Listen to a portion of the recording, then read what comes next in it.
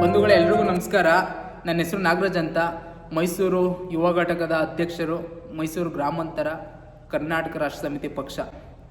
2026 February 13ನೇ ತಾರೀಕು HD ಕೋಟೆ ತಾಲೂಕಿನಲ್ಲಿ ನಮ್ಮ ರೈತ ನಾಯಕರಾದ ಪ್ರೊಫೆಸರ್ MD ನಂಜುಂಡಸ್ವಾಮಿ ಅವರ ಹುಟ್ಟುಹಬ್ಬವನ್ನು ನಮ್ಮ ಕರ್ನಾಟಕ ರಾಷ್ಟ್ರ ಸಮಿತಿ ಪಕ್ಷದ ವತಿಯಿಂದ ಆಚರಣೆ ಮಾಡ್ತಾ ಇದ್ದೀವಿ.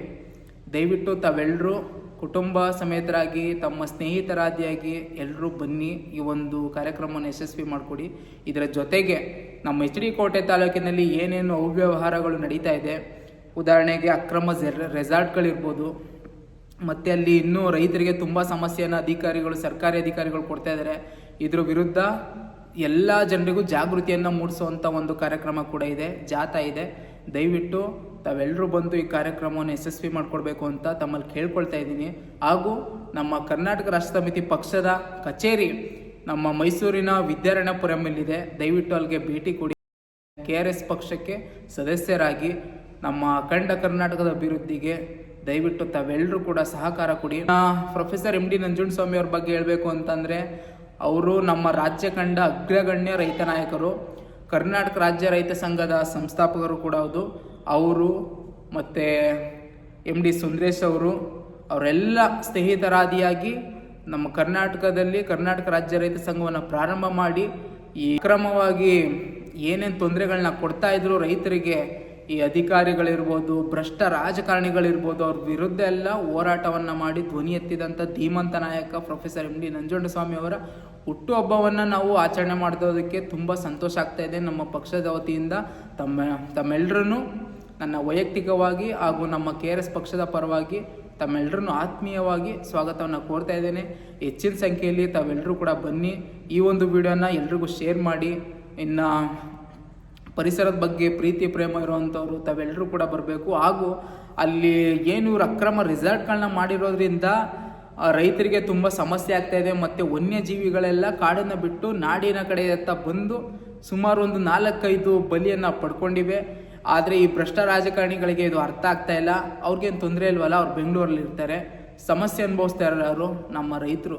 ದಯವಿಟ್ಟು ಅನ್ನದಾತನಿಗೆ ತುಂಬ ಸಮಸ್ಯೆ ಆಗ್ತಾ ಇದೆ, ಅದ್ರ ವಿರುದ್ಧ ಕೂಡ ಧ್ವನಿ ಎತ್ತೋಣ. ಮತ್ತು ಸರ್ಕಾರಿ ಕಚೇರಿಗಳಲ್ಲಿ ಬೇಗ ಕೆಲಸಗಳು ಆಗ್ತಾ ಇಲ್ಲ. ಕಾರಣಾಂತರ ಕತೆ ಪುರಾಣಗಳನ್ನ ಹೇಳ್ಕೊಂಡು ರೈತನ ಫೈಲ್ನ ಕೆಳಗಡೆ ಹಿಂದುಳಿಸ್ತಾ ಇದ್ದಾರೆ, ಕಾಲಹರಣ ಮಾಡ್ತಾ ಇದ್ದಾರೆ ಭ್ರಷ್ಟರು. ಅವ್ರ ವಿರುದ್ಧ ಎಲ್ಲ ಧ್ವನಿ ಎತ್ತೋಣ. ದಯವಿಟ್ಟು ಎಲ್ಲರೂ ಕೈ ಜೋಡಿಸಿ ಅಖಂಡ ಕರ್ನಾಟಕದ ಅಭಿವೃದ್ಧಿಗೆ ತಾವೆಲ್ಲರೂ ಕೂಡ ಕೈ ಜೋಡಿಸಿ ಮುಂದಿನ ಚುನಾವಣೆಗಳಲ್ಲೆಲ್ಲ ನಮ್ಮ KRS ಪಕ್ಷದ ಎಲ್ಲ ಅಭ್ಯರ್ಥಿಗಳಿಗೆ ತಾವು ಬೆಂಬಲವನ್ನು ಕೊಟ್ಟು ನಮ್ಮ ಪಕ್ಷವನ್ನು ಅಧಿಕಾರಕ್ಕೆ ತರೋದಕ್ಕೆ ತಾವೆಲ್ಲರೂ ಕೂಡ ಸಹಾಯ ಮಾಡ್ತೀರಾ ಅಂತ ಅಂದ್ಕೊಂಡಿದ್ದೀನಿ. ಈ JCB ಪಕ್ಷಗಳೇನಿದೆ, BJP, ಕಾಂಗ್ರೆಸ್, JDS, ಇವರು ನಮ್ಮ ಕರ್ನಾಟಕಕ್ಕೆ ಹೇಳ್ಬೇಕು ಅಂದರೆ ಇವ್ರು ಏನು ಅಭಿವೃದ್ಧಿ ಕೆಲಸಗಳನ್ನ ಮಾಡ್ತಾಯಿಲ್ಲ. ಅವ್ರು ನೋಡಿದ್ರೆ 40% ಭ್ರಷ್ಟಾಚಾರ ಮಾಡ್ತಾರೆ, ಇವ್ರು ನೋಡಿದ್ರೆ 50%, 60% ಕಾಂಗ್ರೆಸ್ ಅವ್ರದ್ದು ಅಂತ ಇತ್ತೀಚಿನ ದಿನಗಳಲ್ಲಿ ಹೇಳ್ತಾ ಇದ್ದಾರೆ. ಈ ಥರ ಆದರೆ ನಮ್ಮ ಕರ್ನಾಟಕ ಅಭಿವೃದ್ಧಿ ಆಗುತ್ತಾ? ಖಂಡಿತವಾಗ್ಲೂ ಆಗಲ್ಲ. ದಯವಿಟ್ಟು ರಾಷ್ಟ್ರೀಯ ಪಕ್ಷಗಳನ್ನ ತಿರಸ್ಕಾರ ಮಾಡಿ. ನಮ್ಗೆ ಹೇಳ್ಕೊಳ್ಳೋದಕ್ಕೆ ಅಂತ ಒಂದು ಪಕ್ಷ ಇತ್ತು, JDS ಪಕ್ಷ.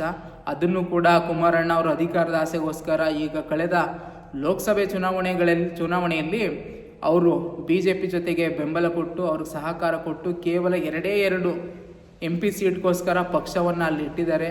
ಇದರಿಂದ ಕಾರ್ಯಕರ್ತರು ತುಂಬ ನೊಂದಿದ್ದಾರೆ. ಇರಲಿ, ಅವ್ರ ಪಕ್ಷದ ಬಗ್ಗೆ ಇವಾಗ ನಮ್ಗೆ ಬೇಡ. ದಯವಿಟ್ಟು ಈ ಒಂದು ಕಾರ್ಯಕ್ರಮ ಏನು ನಡೀತಾ ಇದೆ, 13ನೇ ತಾರೀಕು ಬೆಳಿಗ್ಗೆ 10 ಗಂಟೆಗೆ ಕಾರ್ಯಕ್ರಮ ಪ್ರಾರಂಭ ಆಗುತ್ತೆ. HD ಕೋಟೆ ಗದ್ಗೆ ಸರ್ಕಲ್ಗೆ ತಾವೆಲ್ಲರೂ ಕೂಡ ಬನ್ನಿ. ಈ ಒಂದು ವಿಡಿಯೋನ ಎಲ್ರಿಗೂ ಶೇರ್ ಮಾಡಿ, ಇನ್ನೂ ಹೆಚ್ಚಿನ ಜನಕ್ಕೆ ತಲುಪಿಸುವಂಥ ಪ್ರಯತ್ನವನ್ನು ಮಾಡಿ. ತಾವೆಲ್ಲರೂ ಕೂಡ ಕೈ ಜೋಡಿಸ್ತೀರಾ ಅಂತ ಹೇಳಿ ನನ್ನ ಒಂದೆರಡು ಮಾತನ್ನು ಮುಗಿಸ್ತಾ ಇದ್ದೀನಿ. ಎಲ್ರಿಗೂ ನಮಸ್ಕಾರ. ಜೈ ಹಿಂದ್, ಜೈ ಕರ್ನಾಟಕ.